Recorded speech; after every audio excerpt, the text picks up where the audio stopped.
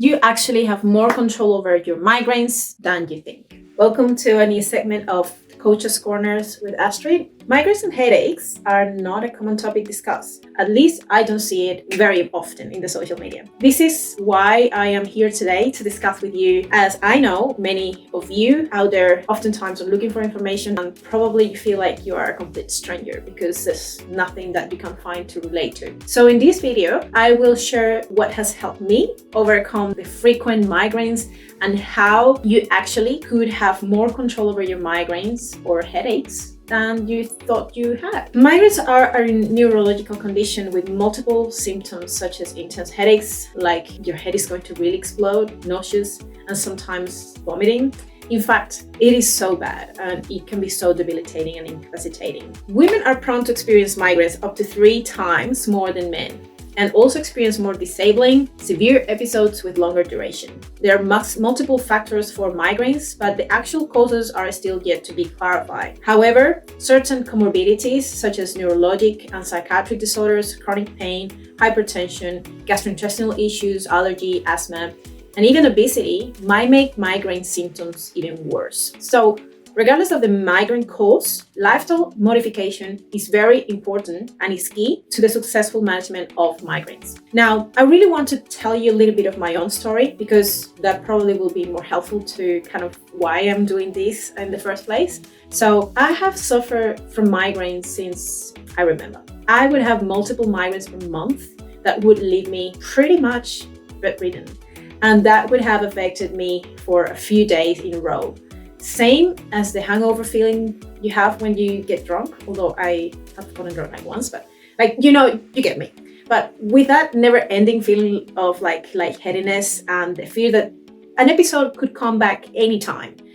That's how freak you get when you have migraines and you actually struggle to controlling that. Regardless of how bad the pain would be from the headaches, sometimes I just had to push through the day and do what I had to do. That's what it is. Sometimes I would beat myself up for not being able to do what I needed to do because of them. And for the most part, I would just wait until I was better and give excuse for why I was not able to do what I needed to do. I was worried that I had a terrible condition that I could never ever overcome. And obviously there is some truth to it. There is a component that you might not be able to control at all, but there is definitely something that you can do about it, and you can actually take care of that and get some control back. There are obvious multiple factors that can be triggering and cause migraines. I know that there are some that you can't control, but there are others that you can control. This is how I was able to reduce my migraine frequency, my severity, and improve my quality of life. You might be wondering now, Astrid, how did you do it? What do you do? What was special about what you do?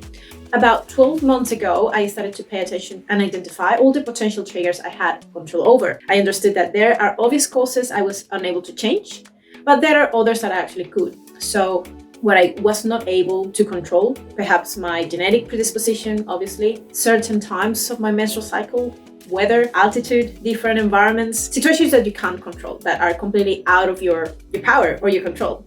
But I realized that I had control over my intake of certain ingredients, certain foods, my stress, anxiety, dehydration, sleep pattern, eating pattern, daily physical activity and movement, muscle tension, especially around my head, my neck, and my upper body, especially after a very heavy upper body training, or even working a lot on the computer. That would just be really, really bad. What I did is I started tracking when I had an episode and reflect on my day. I use a journal where I was able to put things down and easily identify what might have gone wrong. I would document it consistently, see how I could start learning to read my body and prevent my migraines. There are a few things I really want you to take from this. And this is the questions I want you to reflect on every time you have experienced or you experience a migraine from now on. And this is going to be very powerful because this is going to allow you to have knowledge and the awareness of what is happening with your daily living and daily activities and what are your potential triggers for you. Number 1, you have to get your own diary or journal or a calendar or get an app that nowadays exists. Gosh, I wish I did know this before, but I did it old school. But you can download an app that pretty much asks you a lot of different questions and help you track your migraines. But this is very, very important. But if you want to do it old school, like I did, let's continue to my list. So the number 2 would be, how has your sleep been? Have you been consistently sleeping with enough time and duration? Is it consistent? Like, are you daily sleeping roughly the same time and the same duration? Is it the same quality? Number 3, have you been eating regularly during the day, or are you consistently having an adequate eating pattern? 4, how has your hydration been? 5, have you been stressed, anxious, or have you had any daily routine change? 6, has there been any changes in what you eat? Anything out of the ordinary? Or have you taken any pill or any medication that you never had before, or supplements perhaps? Have you felt any tightness around your neck or body recently, or like you feel very sore? 7, have you been chewing a lot of gum? Probably this is going to be for you like mind-blowing, but if you chew a lot of gum, that could be a cause of headaches. Or if you tense your jaw frequently without noticing.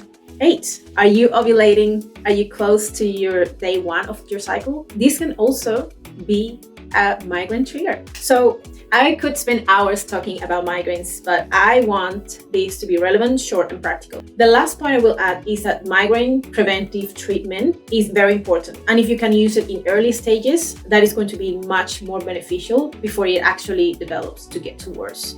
So if you take a medication in the early stages, and you start feeling like things are a little bit off, that's when it is the best time to using the medication your doctor told you to use. So the bottom line here is that if you have noticed that something's off and you're likely to get a headache or a migraine, take your medication as early as possible. To wrap this up, I just want you to let you know that you have control for a big chunk of your migraines. Reflect on the questions I just mentioned before, use preventative medications, and I promise you will more likely to identify the cause, act quickly, and feel good. I hope this video was helpful for many of you. If it was, please make sure you share it, you subscribe to the channel, and you like this video, and tag someone who might benefit from this. If you want to follow more of my content and get to know me a little bit more, you can follow me on Instagram, antidiet_dietitian. You'll see it here below. Or you can inquire for coaching with me for anything in particular you want to address or work on or have support.